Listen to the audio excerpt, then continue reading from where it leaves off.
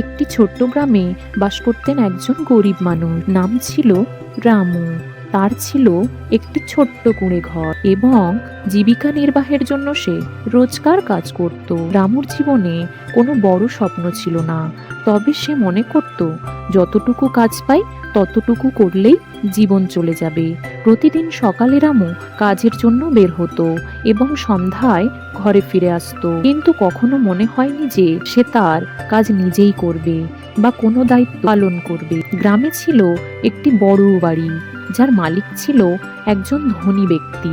নাম ছিল বিজয় রায়। বিজয় রায় অনেকদিন ধরেই দেখছিলেন, কিন্তু তিনি লক্ষ্য করলেন রামু কখনো তার কাজের জন্য নিজের মনোযোগ দেয় না।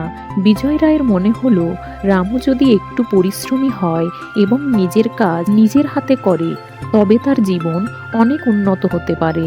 একদিন বিজয় রায় রামুকে তার বাড়িতে ডাকলেন।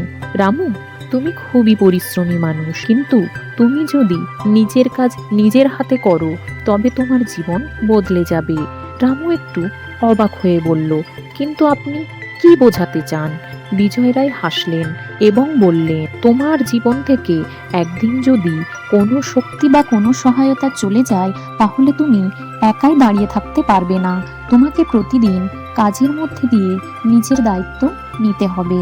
যখন তুমি নিজের কাজ নিজে করবে তখন তুমি অনেক কিছু শিখতে পারবে এবং সেই শিক্ষাটি তোমাকে আত্মনির্ভরশীল করবে। রামু কিছুটা চিন্তা করে বলল, তবে আমি যে কাজ করি তা থেকে কোনো লাভ হয় না।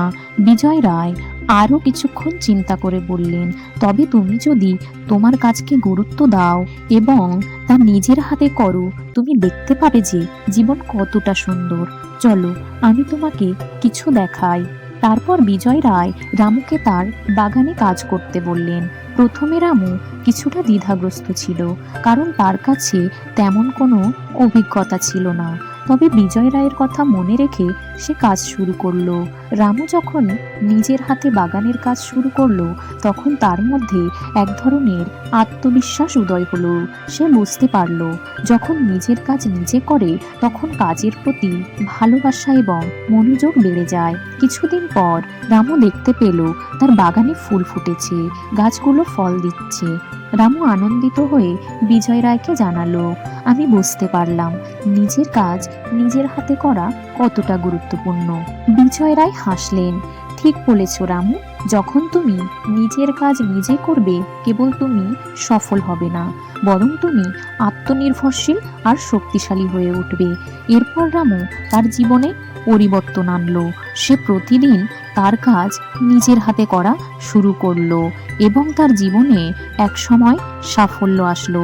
ধীরে ধীরে সে নিজের একটা ব্যবসা শুরু করলো এবং কিছুদিনের মধ্যে সে গ্রামের একজন সফল ব্যক্তি হয়ে উঠল। বন্ধুরা, এই গল্প থেকে আমরা এই শিক্ষা পেলাম যে নিজের কাজ নিজেকে করা উচিত।